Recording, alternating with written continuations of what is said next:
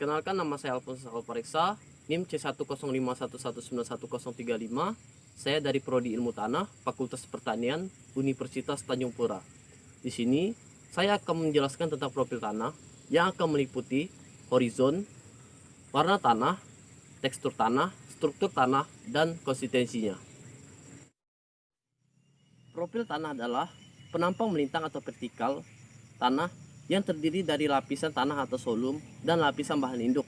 Untuk pembahasan yang pertama adalah horizon. Horizon adalah lapisan tanah yang sejajar dengan permukaan tanah, di mana memiliki karakteristik seperti fisik, kimia, dan biologi yang berbeda-beda dari setiap lapisan dari atas sampai ke bawah. Ada 6 horizon utama yang masing-masing diberi simbol satu huruf besar. Yang pertama ada horizon O, yang kedua ada horizon A, ketiga ada horizon E, keempat ada horizon B, kelima ada horizon C, dan keenam ada horizon R. Nah, dari tanah yang telah saya gali di kedalaman 1,3 meter di tanah Ultisol, saya mendapatkan 3 horizon. Yang pertama ada horizon O, kedua ada horizon A, dan ketiga ada horizon B.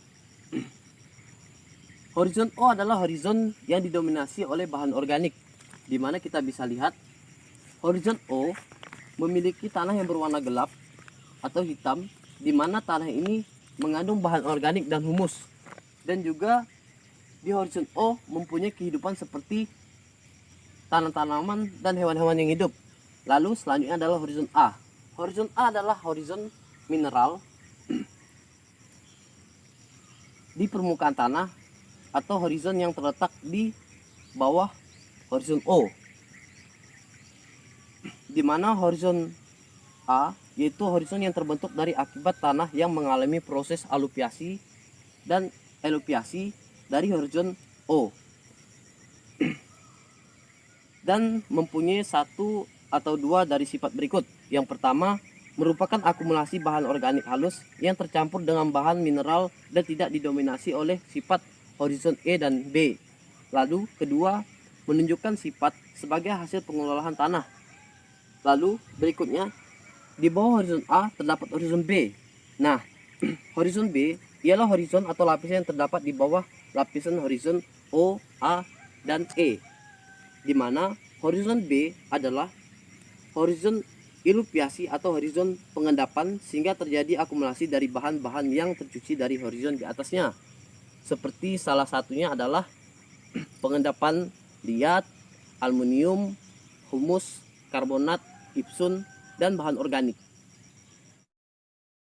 Berikut penjelasan tentang warna tanah. Nah, warna tanah merupakan cerminan kondisi tanah, di mana warna gelap mencerminkan kandungan bahan organik tinggi, sedangkan warna kelabu mencerminkan drainase buruk, dan warna merah yaitu mencerminkan drainase yang baik. Warna tanah ditentukan dengan sistem Munsell yang meliputi hue, volume, dan kroma.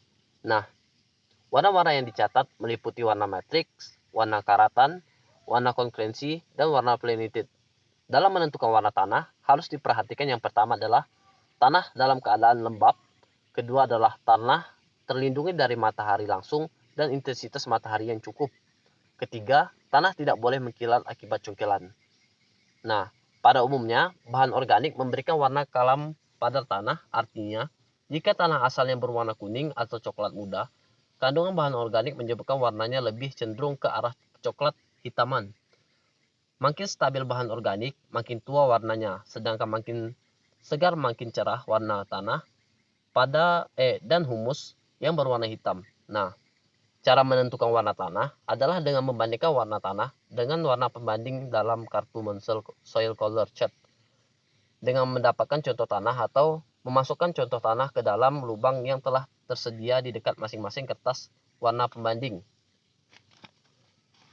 Dari tanah yang telah saya analisis, saya mendapatkan tanah yaitu tanah yang berwarna coklat, di mana tanah ini memiliki Munsell value yaitu dengan lambang 7,5 YR 4/8 yang berwarna coklat. Berikut tekstur tanah. Tekstur tanah merupakan perbandingan relatif di antara fraksi-fraksi tanah yang berdiameter kurang dari 2 mm. Fraksi-fraksi tersebut adalah pasir, debu, dan liat. Nah, penentuan tekstur tanah dapat dibandingkan dan dilakukan di lapangan secara perasaan dan di laboratorium dengan metode pipet dan hidrometer. Nah, penentuan tekstur tanah di lapangan dapat dilakukan dengan dua cara.